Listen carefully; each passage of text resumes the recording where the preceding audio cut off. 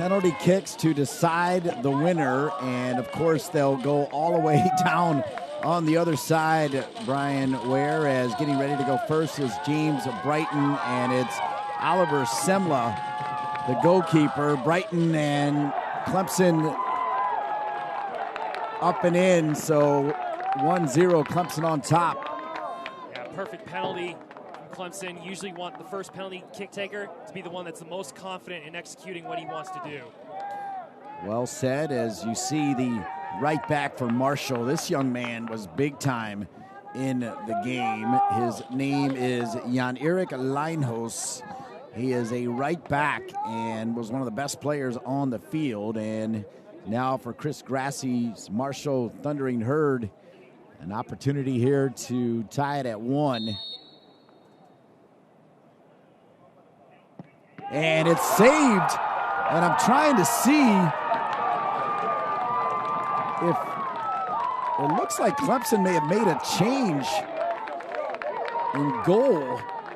As you know, George Marks with NCFC was the starting goalkeeper, but that did not look like him at all. It looked like maybe, I'm looking at their roster here, and probably maybe one of their tallest goalkeepers, Trevor Mannion, is 6'3", or it's either number 0, Max Fisher, who's in goal. So we'll see if we can confirm that.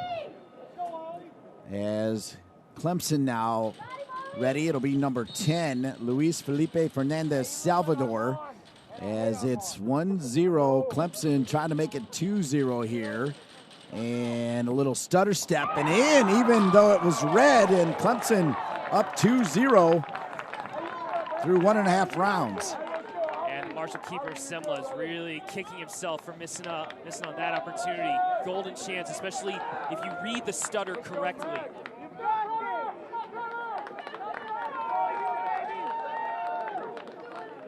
You were right. It is Trevor Mannion who's into the game for Clemson. So Trevor Mannion, 6'3", 190. How about that? Coming on for the starting goalkeeper, George Marks. What a move by Mike Noonan. He makes a save on the first opportunity. Marshall's second opportunity finished, but Mannion almost had that. Great finish coming from the goal scorer, Max Schneider, as Max Schneider will walk over to talk to Oliver Semla.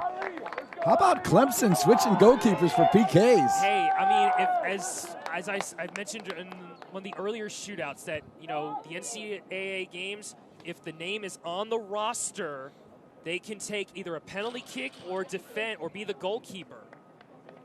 And that can be for good and for ill at times, especially if a player is on the bench, 110 minutes that have been played, and they haven't even kicked a ball yet. Hamadi Diop now for Clemson, Brian, as Clemson. Wow, that's how you take one right there. There's no goalkeeper in the world stopping that one, as it just goes under the crossbar. Yeah, Diop with that simple, you know, Paul Pogba run up, confident first step, top shelf, hands out saying, what more do you want from me? Up next for Marshall is Nathan Dos Santos, who's a junior from Canada. This is a very international team, by the way, Brian Ware, for Marshall, as Dos Santos, the Canadian. You see the 3-1. This is the third opportunity for Marshall, as the backup goalkeeper Mannion sees this one go through. So through 3, it's Clemson 3, Marshall 2.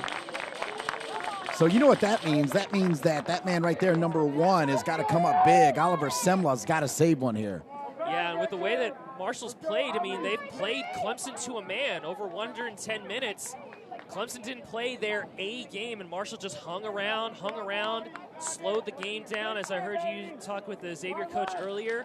And now they're in this spot where if someone can pick up a save and then tie it after 4 rounds, then it's basically sudden death.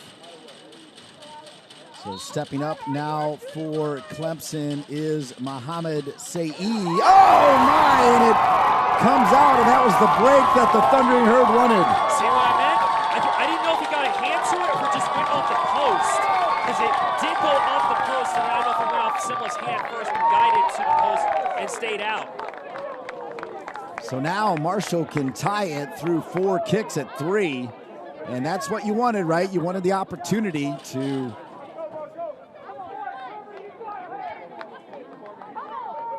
get back in it, right? Yeah, it's going to be Vinicius Fernandez, the Brazilian. So Fernandez gets set. And to tie it through 4 penalty kicks, and he does it. So through 4, it's Marshall 3, Clemson 3. I love seeing him point to the press saying, this is who we are.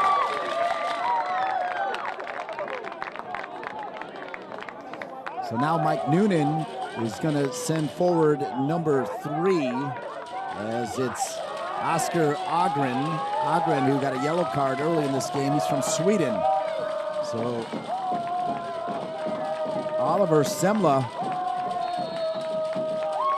who looks like a giant in there at 6'3", and that went the right way. And now Clemson through 5 PKs, 4 threes. So that means Marshall has to score here to push this into sudden death penalty kicks.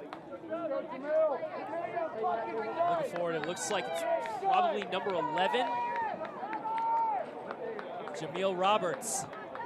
Senior from England, Ivy Bridge Community College, will get the ball. And how about Trevor Mannion stepping in, the freshman from Phoenixville, Pennsylvania, Episcopal Academy, watching Marks do the work and comes on for PKs. And we've got sudden death penalty kicks to find a winner. Confident penalty.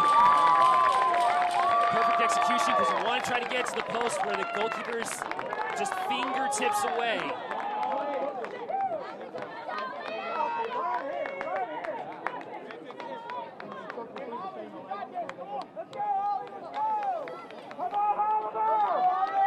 Looks like John Martin is going to be up for the Tigers. The junior from Clemson, South Carolina, all kinds of pressure and in. So now Marshall has to finish, and if they don't, Clemson wins. And the way this is playing out, it's anybody's fixture here. Obviously, when you look at the entire tournament field as a whole, if Clemson bows out, that means it's wide open in terms of one of those sides getting to the end. Because Clemson was one of those teams pegged to win it all. Joel Souza, a lot of pressure on the sophomore from Brazil, part of the Orlando City program, as he's got a score to push this into a second round of sudden death penalty kicks. There's the whistle. And here we go. And we're going to go to another round of sudden death PKs. Confident. You want to try to get the goalkeeper going one way, and then you attack the other way based off your initial instinct or what you see the goalkeeper doing as you step up to the ball.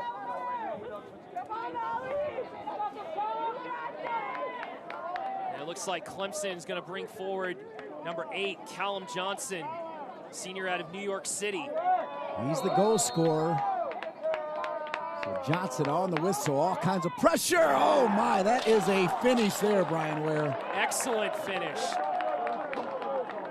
And again, when you see all those goals going into the upper 90, that just shows a lot of confidence in the penalty kick taker, because just one hair off, they lean back just a little bit, it could bounce off the crossbar or sky over the net. So now coming forward for Marshall, Ryan Sirk, a redshirt sophomore from Arizona. And the same pressure remains as he needs to hit this one to continue sudden death PKs. Otherwise, Clemson will win it, and we'll keep on going.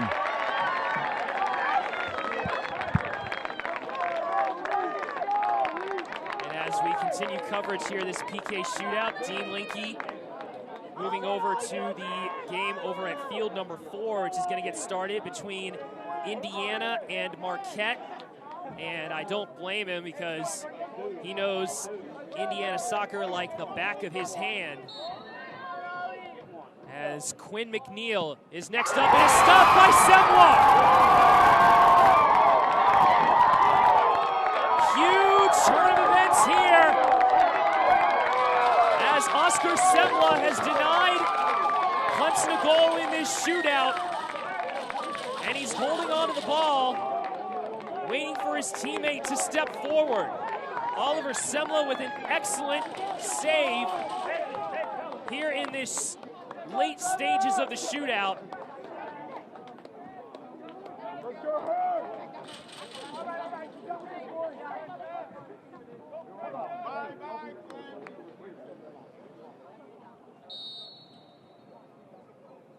The Thundering Herd to win it. Marshall upsets Clemson.